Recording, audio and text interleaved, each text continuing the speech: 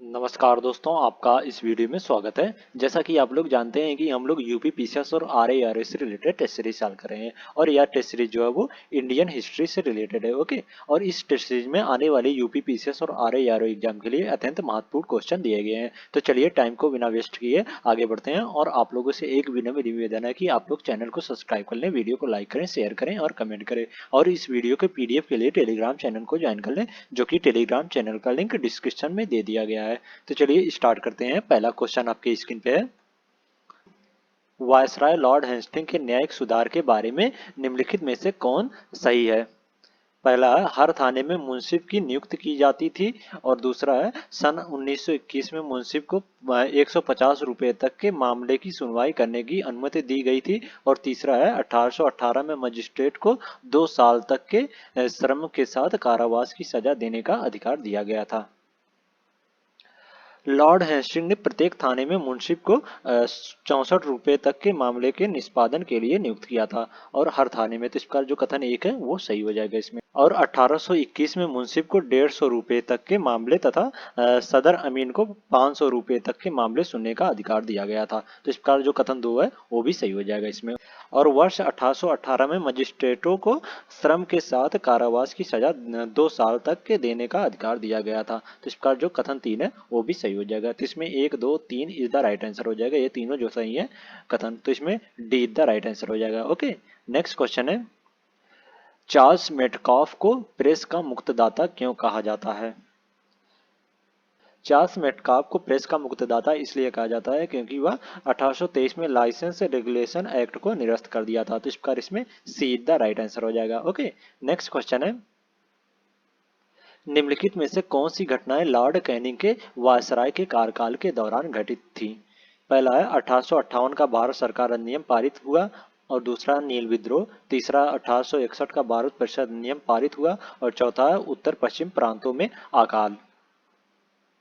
Lord Canning के कार्यकाल के दौरान ये चारों जो घटनाएं वो घटित हुई थी। तो इस प्रकार इसमें 1, 2, 3 और 4 इज द राइट आंसर हो जाएगा। तो इसमें D is the right answer हो जाएगा। ओके, नेक्स्ट क्वेश्चन है, निम्नलिखित वायसराय को उनकी नियुक्ति के कालानुक्रम के अनुसार व्यवस्थित करें। पहला है लॉर्ड लैंसडाउन, दूसरा है लॉर्ड एलिंगन द्वितीय, और तीसरा है लॉर्ड रिपन, और चौथा है लॉर्ड डफरिन। वायसराय का कालानुक्रम जो है वो पहले लॉर्ड रिपन का कार्यकाल था। ये लॉर्ड रिपन को कार्यकाल जो है वो 1880 से 1884 तक था। ओके, लॉर्ड रिपन का कार्यकाल। उसके बाद लॉर्ड डफरिन का कार्यकाल आया और इसका कार्यकाल जो था वो 1884 से 1888 तक। उसके बाद लॉर्ड लैंसडाउन का कार्यकाल आया, 1888 से 1884 तक इसका कार्यकाल था। ओके, 1888 से 1894 तक, सॉरी 1894 तक इसका कार्यकाल था। उसके बाद लॉर्ड एल्गिन द्वितीय का कार्यकाल आया। इसका कार्यकाल जो था वो 1894 से 1899 ईस्वी तक। ओके, तो इस प्रकार इसमें पहले लॉर्ड रिपन का कार्यकाल आया, फिर लॉर्ड डफरिन का, फिर लॉर्ड लैंसडाउन का, फिर उसके बाद लॉर्ड एल्गिन द्वितीय का कार्यकाल आया। तो इसमें 3, 4, 1, 2, 3, 4, 1, 2 इज द राइट आंसर हो जाएगा। तो इसमें सी द राइट आंसर हो जाएगा। ओके, नेक्स्ट क्वेश्चन है, निम्नलिखित में से कौन सी घटनाएं लॉर्ड रीडिंग के वायसराय के कार्यकाल के दौरान घटित हुई थी। पहला विश्व भारती विश्वविद्यालय की स्थापना हुई। दूसरा, काकोरी षड्यंत्र हुआ। तीसरा, भारतीय कम्युनिस्ट पार्टी की स्थापना हुई। और चौथा, सीआर दास की मृत्यु हुई।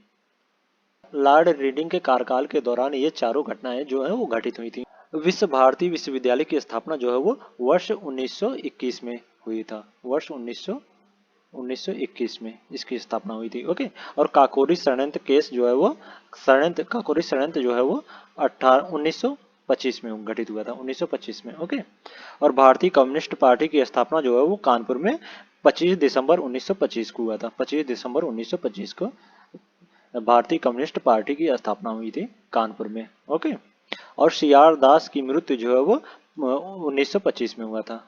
सीआर दास की मृत्यु भी 1925 में हुई थी। और ये चारों घटनाएं जो है वो लॉर्ड रीडिंग के कार्यकाल के दौरान घटित हुई थी। तो इसमें डी द राइट आंसर हो जाएगा। ओके, नेक्स्ट क्वेश्चन है, जब कांग्रेस के स्वयंसेवकों ने धरासान नामक डिपो पर छापा मारा तो महात्मा गांधी किस जेल में बंद थे? भारत में ब्रिटिश शासन के दौरान कांग्रेस के स्वयंसेवकों ने धरासान नामक डिपो पर छापा मारा तो महात्मा गांधी को पहले ही गिरफ्तार कर लिया गया था और वे यरवदा जेल में बंद कर दिए गए थे। तो इस कार्य इसमें डी द राइट आंसर हो जाएगा। महात्मा गांधी को यरवदा जेल में बंद कर दिया गया था धरासान नामक डिपो पर छापा मारने से पहले। ओके, तो इसमें डी द राइट आंसर हो जाएगा। नेक्स्ट क्वेश्चन है, भारत के विभाजन के समय ब्रिटिश भारत के निम्नलिखित प्रांतों में से कौन सा संयुक्त और स्वतंत्र अस्तित्व की योजना के साथ आगे आया था? ब्रिटिश भारत का पंजाब जो है वो संयुक्त और स्वतंत्र अस्तित्व की योजना के साथ आगे आया था। तो इसका इसमें बी द राइट आंसर हो जाएगा। ओके, नेक्स्ट क्वेश्चन है, 17 नवंबर 1932 से 24 दिसंबर 1932 के बीच तीसरे गोलमेज सम्मेलन में किस पार्टी या पार्टियों ने भाग लिया था? मुस्लिम लीग और अन्य ने इसमें भाग लिया था। ओके, ब्रिटिश लिबरल पार्टी ने इसमें भाग लेने से मना कर दिया था और भारतीय राष्ट्रीय कांग्रेस भी अनुपस्थित था। तो इस प्रकार इसमें बी द राइट आंसर हो जाएगा। तृतीय गोलमेज सम्मेलन में मुस्लिम लीग ने भाग लिया था, तो इसमें बी द राइट आंसर हो जाएगा। नेक्स्ट क्वेश्चन है, निम्नलिखित में से इंडियन नेशनल एसोसिएशन की स्थापना किसने की थी?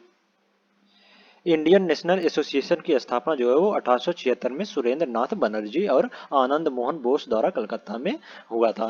तो इस कार्य इसमें बी द राइट आंसर हो जाएगा। ओके, नेक्स्ट क्वेश्चन है, बम और पिस्तौल क्रांति नहीं करते हैं, क्रांति की तलवार विचारों की शान पर तेज होती है। निम्नलिखित में से किस स्वतंत्रता सेनानी से संबंधित है? वर्ष 1929 में सेंट्रल असेंबली हॉल दिल्ली में बमबारी के संबंध में सत्र न्यायालय के समक्ष गवाही देते हुए भगत सिंह ने कहा कि बम और पिस्तौल से क्रांति नहीं होती है, यह हमारी समझ नहीं है, क्रांति की तलवार विचारों की शान पर तेज होती है। हम इसी पर जोर देना चाहते थे, क्रांति से हमारा मतलब पूंजीवाद युद्धों की पीड़ाओं का अंत है। तो इस प्रकार इसमें जो ये कथन है वो भगत सिंह का है, तो इसमें डी द राइट आंसर हो जाएगा। नेक्स्ट क्वेश्चन है,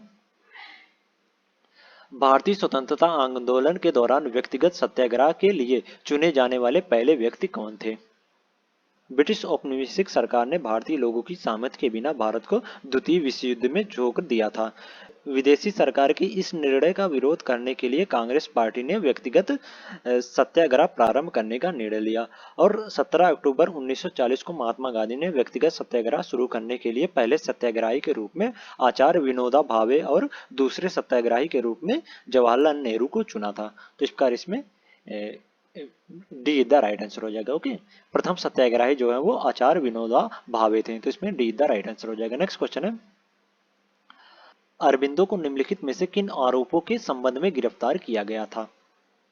अरबिंदो एक भारतीय राष्ट्रवादी स्वतंत्रता सेनानी, दार्शनिक, योगी, गुरु और कवि थे। उन्हें मई 1908 में अलीपुर बम कांड के सिलसिले में गिरफ्तार किया गया था। तो इस प्रकार इसमें ए इज द राइट आंसर हो जाएगा। ओके, नेक्स्ट क्वेश्चन है, स्वदेशी आंदोलन भारत में निम्नलिखित में से किस घटना के दौरान शुरू हुआ था? स्वदेशी आंदोलन का आधिकारिक घोषणा जो है वो 7 अगस्त 1905 को कलकत्ता टाउन हॉल में अंग्रेजों द्वारा बंगाल के विभाजन के खिलाफ की गई थी। तो इस प्रकार इसमें ए इज द राइट आंसर हो जाएगा। स्वदेशी आंदोलन जो है बंगाल विभाजन विरोध आंदोलन में के दौरान शुरू किया गया था। ओके, तो इसमें ए इज द राइट आंसर हो जाएगा। नेक्स्ट क्वेश्चन है, निम्नलिखित में से किसने 1880 के दशक की शुरुआत में आर्य महिला समाज की स्थापना की थी? रामाबाई ने 1882 में उन्होंने महिलाओं की शिक्षा के लिए पुणे में आर्य महिला समाज की स्थापना की और उसके बाद 1899 में शारदा सदन की स्थापना की थी। पंडित रामाबाई ने की थी। ओके, तो इसमें बी द राइट आंसर हो जाएगा। नेक्स्ट क्वेश्चन है, निम्नलिखित में से चंपारण सत्याग्रह का संबंध किससे था? बिहार के चंपारण के किसानों ने 1914 और 1916 में नील की खेती के खिलाफ विद्रोह किया। राजकुमार शुक्ल महात्मा गांधी को चंपारण ले आए और चंपारण सत्याग्रह शुरू हुआ। इसने भारतीय राजनीति में गांधी के प्रवेश को चिन्हित किया है और चंपारण सत्याग्रह जो है वो नील की खेती से संबंधित है। तो इस प्रकार इसमें ए इज द राइट आंसर हो जाएगा। नेक्स्ट क्वेश्चन है, निम्नलिखित में से किस कार्य का श्रेय लॉर्ड डलहौजी को नहीं है? जो मैसूर का विलय है वो लॉर्ड डलहौजी के कार्यकाल से संबंधित नहीं है। तो इस प्रकार इसमें बी द राइट आंसर हो जाएगा। ओके, नेक्स्ट क्वेश्चन है, भारत में पहली कपास मिल कताई मिल के रूप में निम्नलिखित में से कहां पर स्थापित की गई थी? 22 फरवरी 1854 को भारत की पहली कपड़ा मिल बॉम्बे स्पिनिंग एंड वीविंग मिल की स्थापना की गई थी। ओके, तो इस प्रकार जो ऑप्शन बी है वो सही हो जाएगा। भारत में पहली कपास मिल कताई मिल के रूप में बॉम्बे में स्थापित की गई थी। ओके, तो इसमें बी द राइट आंसर हो जाएगा। नेक्स्ट क्वेश्चन है, 1921 में नरेंद्र मंडेला या चैम्बर ऑफ प्रिंसेस का उद्घाटन निम्नलिखित में से किसके द्वारा किया गया था? 8 फरवरी 1921 को चैम्बर ऑफ प्रिंसेस की स्थापना की गई थी।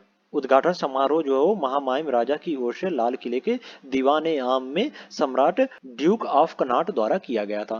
तो इस पर इसमें बी द राइट आंसर हो जाएगा। चैम्बर ऑफ प्रिंसेस की स्थापना जो है वो 8 फरवरी 1921 में हुई थी। 8 फरवरी 1921 में हुई थी। ओके, और इसका उद्घाटन जो है वो ड्यूक ऑफ कनॉट ने किया था। तो इसमें बी द राइट आंसर हो जाएगा। निम्नलिखित में से कामागाटा मारू क्या था? कामागाटा मारू जो है वो एक जहाज था। तो इस कार्य इसमें ए इज द राइट आंसर हो जाएगा। ओके, निम्नलिखित में से खिलाफत आंदोलन किसके द्वारा शुरू किया गया था? खिलाफत आंदोलन जो है वो मार्च 1919 में बॉम्बे में एक खिलाफत समिति का गठन किया गया था। मोहम्मद अली जिन्ना और शौकत अली बंधुओं के साथ इसकी शुरुआत की गई थी। तो इस प्रकार इसमें ए इज द राइट आंसर हो जाएगा। ओके, नेक्स्ट क्वेश्चन है, प्रसिद्ध गंगा सागर मेला निम्नलिखित में से किस भारतीय राज्य में आयोजित किया जाता है? गंगा सागर मेला जो है वो एक धार्मिक त्योहार है और कुंभ मेले के बाद भारत का दूसरा सबसे बड़ा मेला है और भारत के पश्चिम बंगाल राज्य में सागर द्वीप पर आयोजित किया जाता है। ओके, तो इस प्रकार इसमें बी द राइट आंसर हो जाएगा। गंगा सागर मेला जो है वो पश्चिम बंगाल में आयोजित किया गया जाता है। नेक्स्ट क्वेश्चन है, निम्नलिखित में से किस फिल्म ने सर्वश्रेष्ठ चलचित्र के लिए गोल्डन ग्लोबल अवार्ड 2022 जीता? The power of the dog जो है वो सर्वश्रेष्ठ चलचित्र 2022 का ग्लोबल अवार्ड जीता था। तो इस कार्य इसमें बी द राइट आंसर हो जाएगा। नेक्स्ट क्वेश्चन है, सुमेलित कीजिए नृत्य राज्य। भरतनाट्यम जो है वो तमिलनाडु का नृत्य है। ओके, तो इस प्रकार ए का 2 से सुमेलित हो जाएगा और कथक जो है वो उत्तर प्रदेश का लोक नृत्य है। तो इस प्रकार जो ऑप्शन बी है वो 1 से सुमेलित हो जाएगा और कुचिपुड़ी जो है वो आंध्र प्रदेश की नृत्य है। कुचिपुड़ी आंध्र प्रदेश की नृत्य है। तो इस पर सी का 4 से सुमेलित हो जाएगा। ओके, और मोनी आट्टम जो है वो केरल का नृत्य है। तो इस प्रकार डी का 3 से सुमेलित हो जाएगा। तो इसमें 2 1 4 3 इधर राइट आंसर हो जाएगा। तो इसमें बी द राइट आंसर हो जाएगा। ओके, नेक्स्ट क्वेश्चन है, ऋग्वेद के सर्वाधिक मंत्र किस वैदिक देवता को समर्पित है? ऋग्वेद के सर्वाधिक मंत्र जो है वो इंद्र देवता को समर्पित है। तो इस प्रकार इसमें बी द राइट आंसर हो जाएगा। नेक्स्ट क्वेश्चन, निम्नलिखित में से किस स्थान पर प्रथम जैन परिषद का आयोजन हुआ था?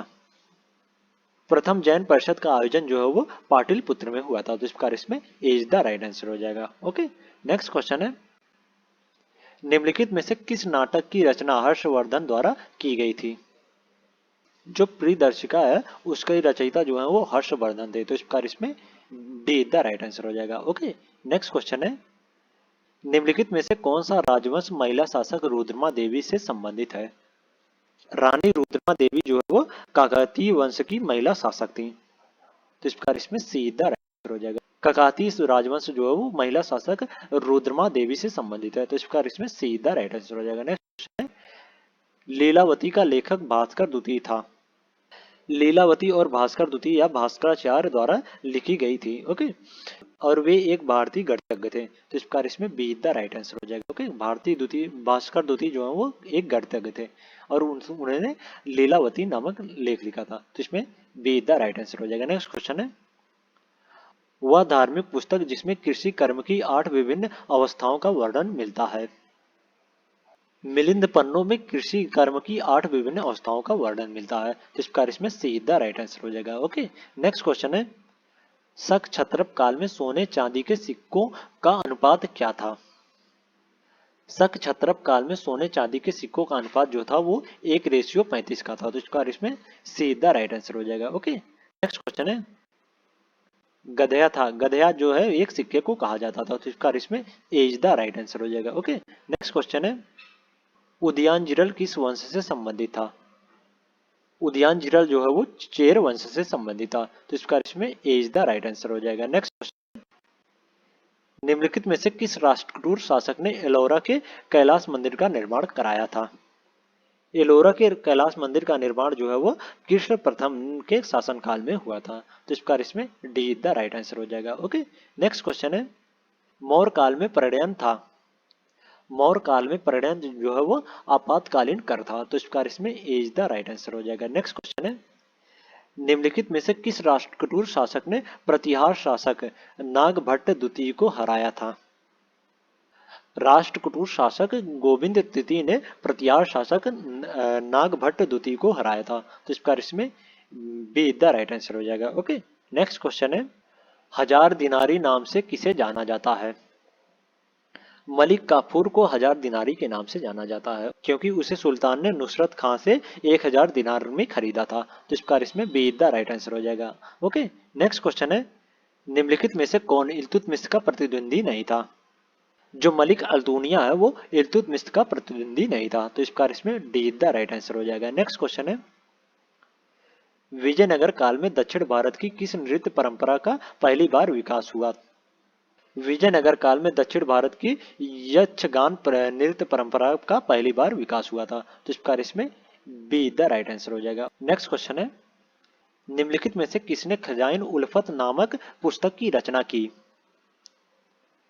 खजाइन उल्फत नामक पुस्तक की रचना जो अमीर खुसरो ने की थी। तो इस प्रकार इसमें बी द राइट आंसर हो जाएगा। नेक्स्ट क्वेश्चन है, निम्नलिखित में से कौन नूरजहां जुंटा का सदस्य नहीं था?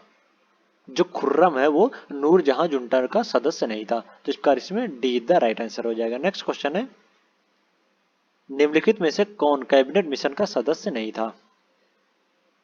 कैबिनेट मिशन का सदस्य जो नहीं थे वो सर साइमन जो है वो कैबिनेट मिशन के सदस्य नहीं थे। तो इस प्रकार इसमें बी द राइट आंसर हो जाएगा। नेक्स्ट क्वेश्चन है, भारत में वृत्ति विकेंद्रीकरण किसने प्रारंभ किया था?